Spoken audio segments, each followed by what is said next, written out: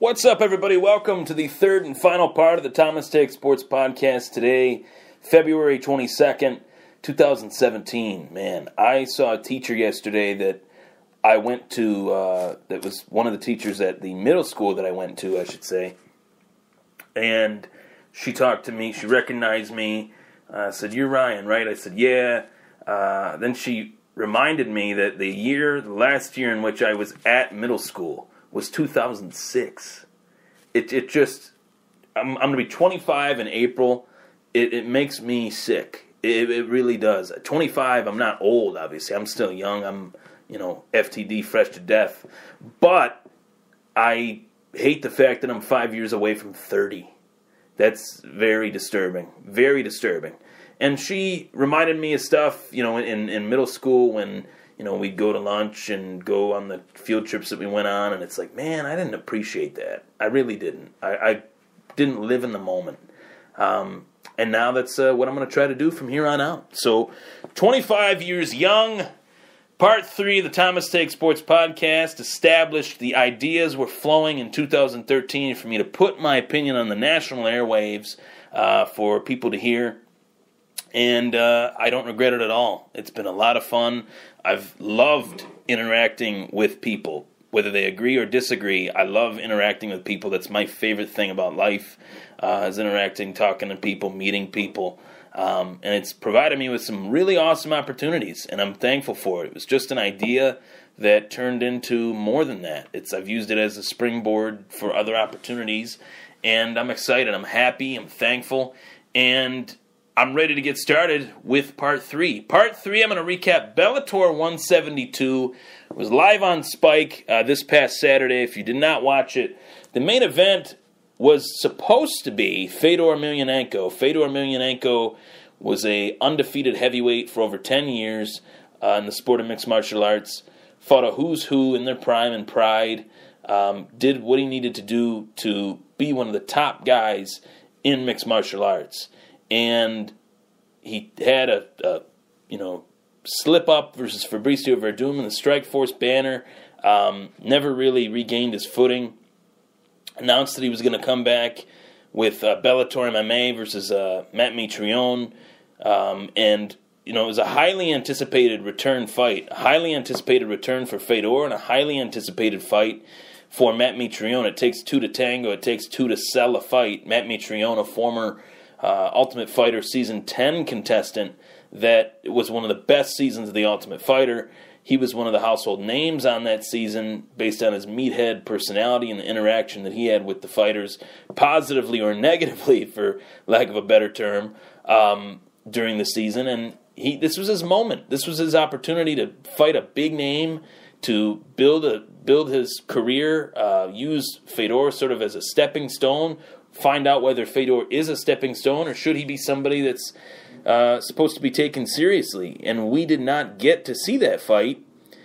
A few hours before the event started, it was postponed. The main event was called off, and the reasons why were due to the fact that Matt Mitrione had kidney stones that he could not pass, that was literally stuck in his system.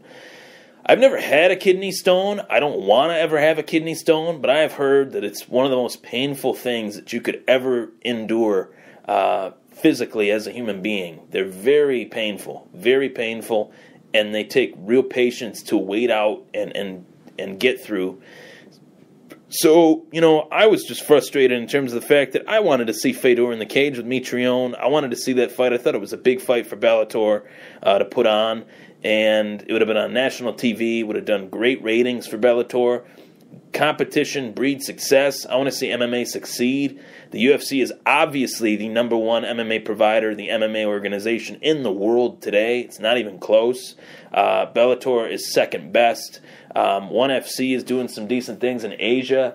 You have World Series of Fighting, which has been okay. I actually would not be shocked within a few years if that one folded. Just because they have had real issues retaining the talent that's been on their banner. That being said, it's good when Bellator puts on great fights. A great fight that'll be coming in May is Rory McDonald versus Paul Daly that the Bellator MMA brand announced. I'm very excited about that. That's the first fight for Rory McDonald in Bellator versus a guy that has been one of the best strikers in MMA welterweight history over the course of his career. So I'm very excited for that. But that being said, it was a great night, a big night for Bellator. You had Fedor versus Mitrione. You had Josh Thompson versus Pitbull.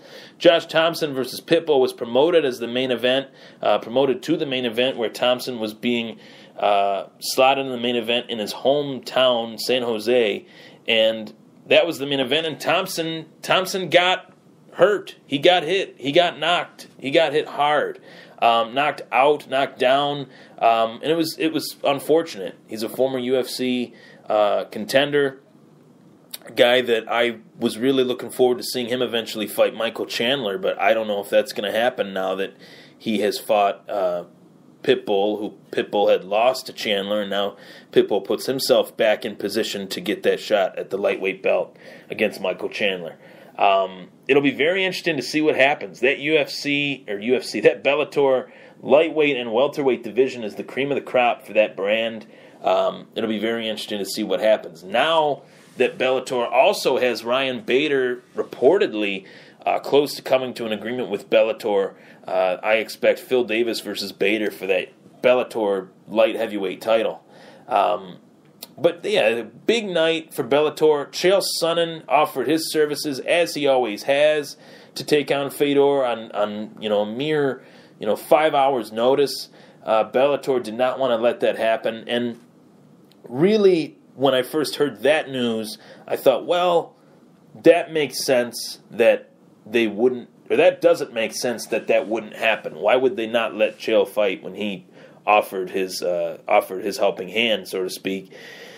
And then I realized that would make no sense at all, because you'd be putting one of your bigger draws out there just as fast as they did last time when he fought Tito Ortiz. He fought Tito Ortiz only a month ago, so it wouldn't really make much sense to put your big draw out in the line of fire again. If he were to lose again, it would be 2 straight losses, and it would not be a good look. The Chael Sonnen versus Wanderlei Silva fight is way too big of a fight for Bellator to take a chance at losing. And they need to make that fight happen in the summer, in June, in July. Chael wants it right away, but Wanderlei won't be back from his suspension until June, I believe. So that's the fight that needs to happen for Bellator. That's the fight that didn't happen in the UFC. Around the world, it was a highly anticipated fight between the American and Chael Sonnen and the Brazilian and Wanderlei Silva. They had that Ultimate Fighter Brazil coaching season together where they had that huge brawl on the set, and Chael's fighters were punching Wanderlei, Wanderlei's fighters were punching Chael. It was very ugly, and that fight sells itself. You have the Grandmaster of Trash Talk, Chael Sonnen, on one side, and you have the brawler with all the pedigree in the world in Wanderlei Silva going up against each other.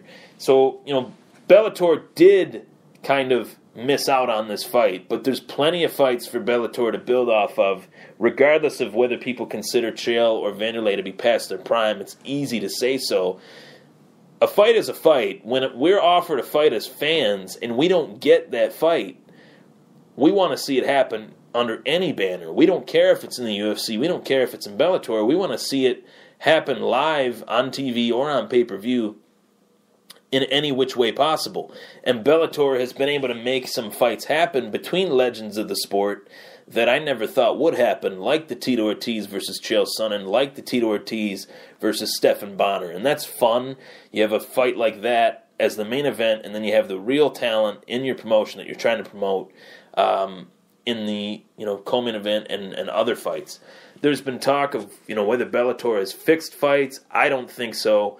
There's been moments where it looks pretty questionable, but I really don't think that they would put these guys out on the line like that just to fix a fight.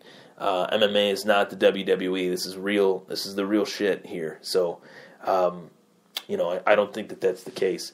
But Bellator is slowly building a decent brand. Fights like Paul Daly and Rory McDonald, that's one of the best fights that you could make in MMA right now. It really is. And for that fight to happen in Bellator, it's great for business, great for the sport. If you have more than one competitor, more than one flavor of something, you don't want to go to an ice cream shop and see just vanilla. You want to see vanilla, chocolate, strawberry. You want other, as many flavors, as many options as possible. And that's what I'd compare it to. It's a weird analogy, but I would compare it to having different flavors of ice cream. Bellator offers a very different type of production than what the UFC does. The UFC has, what you're going to get out of a UFC production. Bellator has the ramp where the fighters walk out, like Pride style, back in the Saitama Super Arena in Japan. It has that old MMA feel, and it's better than what the UFC brings to the table. Some would say it's a little bit gimmicky. It is a little bit gimmicky, but it has to be different. You're not going to see two leagues that are the exact same. If we did, the one that came after the UFC would completely go out of business. That is what has happened. You've seen leagues try to replicate what the UFC has done, and it is terrible because it's obvious that they are trying to be too much like the UFC, and they fail miserably. We saw that with Elite XC back in the day when that was on CBS and Showtime. We saw that with Affliction. Just a bunch of promotions that were they were not good. So that being said, big things expected for Bellator. Liam McGeary is fighting again soon. I'm hoping that we hear more about, Chael Sonnen and what ends up happening with him. Julia Budd and Marlis Conan is going to be fighting for the featherweight belt in the women's featherweight division for Bellator. Those are two girls that fought the who's who in Strikeforce, including Ronda Rousey during her time there. So I'm excited for them. I think that they're doing a good job. I think that they're promoting a different brand, and I like knowing that I have options. I like knowing that there's more than just the UFC to watch. I think it's good for the sport, and I think that it'll provide positive results for the sport as time goes on. Bellator 173 is McGeary versus McDermott. It is in Northern Ireland. So it's going to be co-promoted with Bama 28. So the Bellator does different things like that too. They have, James Gallagher from SBG. He's a former training partner of Conor McGregor, a current training partner, I should say, of Conor McGregor, and Artem Lobov.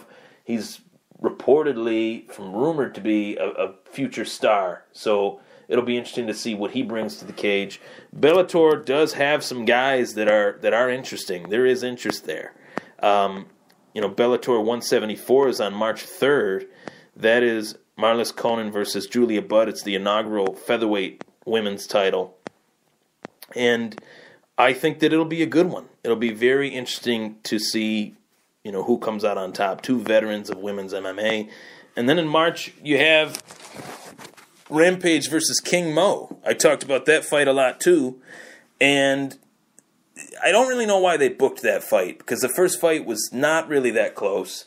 Rampage won it. Maybe they're trying to do a trilogy to end Rampage's career. I don't know, but that fight will sell itself.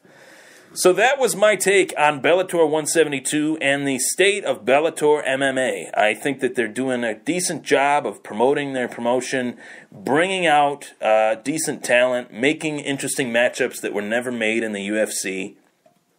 And Scott Coker knows how to market women's MMA. I think he's a very integral part and a very integral reason as to why MMA and for women's MMA is where it is today, is because of Scott Coker. So that is my take on the Thomas Take Sports Podcast on Bellator MMA and Bellator 172.